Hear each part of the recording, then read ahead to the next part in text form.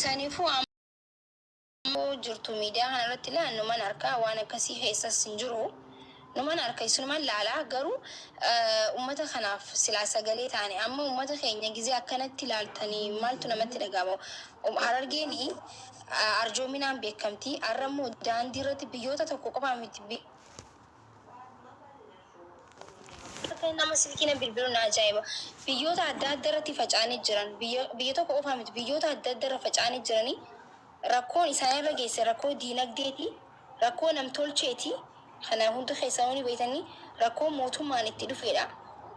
So uummanni keenya miidhaa guddaa keessa jira. Rakkoo hanqana jaamu namni hanqa qe'ee isarraa baqatee biyyoota adda addaatti beelaa fi dheebunaan faca'uu jechuun waan hedduu garaa nama balleessudha. Yoo uummata kanaaf ka'ama hin dirmannu ta'e Harargeen hanqa lafa isii dhabuu deemtu takkatti deemamaa jira jechuudha. Wanni kuni haalaan laallamuu qaba. Sigalee haalaanii laallamuu qaba itti yaadamuu qaba. Waan akkanumatti gargaarameetillee bira darbamuu miti. Eega gargaarsillee gargaaramanii qe'ee isaaniitti deebi'anii wanni mootummaan amma godhaa jiru kuni dhaabbatuu qaba jechuudha. Sigalee jimaan akka waan biratti laallamaa jira. Kuni sirrii miti. Jimaan Harargeedhaaf jiruu fi jireenya jechuudha. Akkuma kutaaleen biraa madda galii qabutti Harargeenis madda galii jimaa qaba. Kana hundinuu quba qaba. Kana uummanni Oromoo kutaa 11 irratti dubbachuu qaba. Sagalee ta'uu qaba. Hundi keessanuu Harargeen haqa qaba.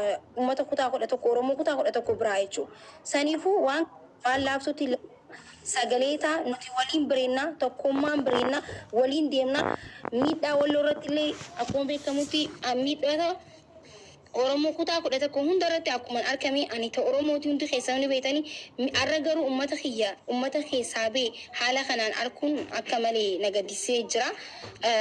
Akka waliin dirmannee waliin uummata kana qe'ee isaaniitti deebisnee rakkoo jiru akka waliin furru abdiin qaba. Uummata kiyya galatoomaadhaatis waan dubbattee jiraattee dubbadhu. Makni ilaala amma Abiyyiin Ahmad beetee kanaan dura waan jee qaba. Galatoomaashuu uummata kun. Jimaan suutaan badaa jedhee ture. Okay, jimaa suutaan badu kana akkuma beekamu lafti Hararge hanga ammatti qabeenya kaanii waliin barre.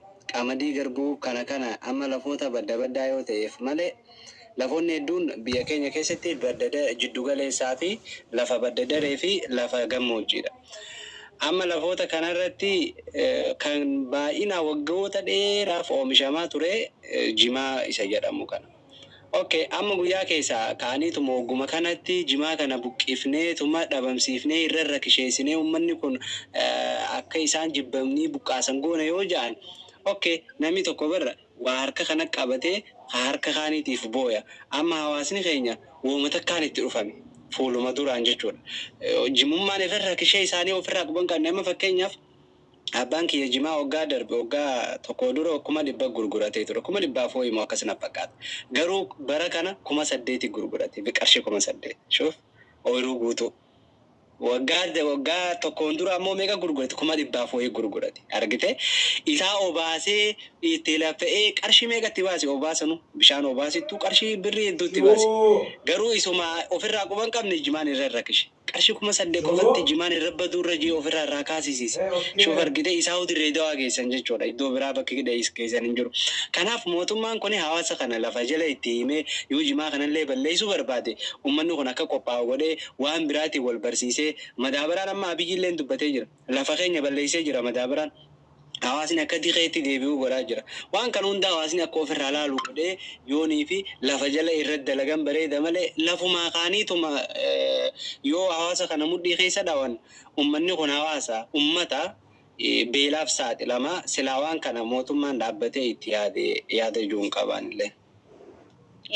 Galatoomii yaada cimaa kanatti amma atileen viidiyoo hojjedhu uummanni akka uummata kanaaf sagalee ta'u rakkoo biraa ifduubatti hafee jechuudha. Wanni hundinuu gandummaanis lagaa wal qooduunis gandaa wal qooduunis xiyyaa caalaa keetii caalaan suni uummata gadi.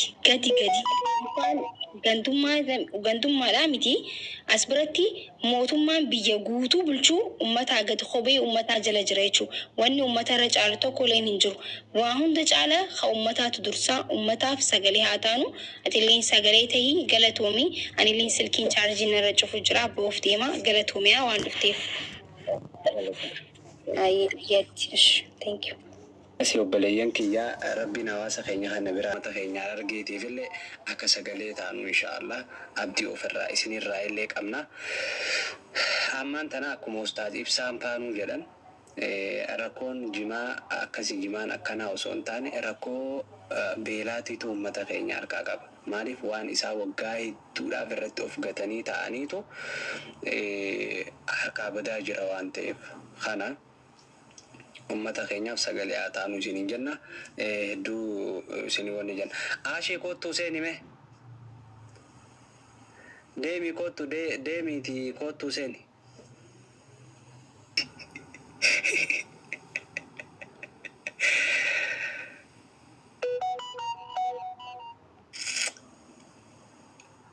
Kadir keenya yes.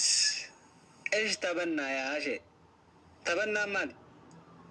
Akkasii obboleeyyan kiyyaa inshaallah hashtagii jalqabamuu kanarratti hawaasa keenyaaf irratti sagalee haa taanu hundi keessanuu osoo kutaa waliin qoonni Oromoon kutaa 12 taatee misa Oromoon carcaree wajjin Oromoon kutaa 12 wajjin hundi taaneetu dhiifama naa godha okay.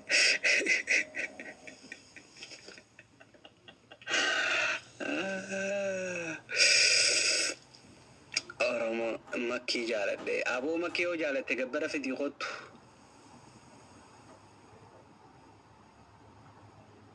Okay kottu see kottu deem kottu ishi. Okay.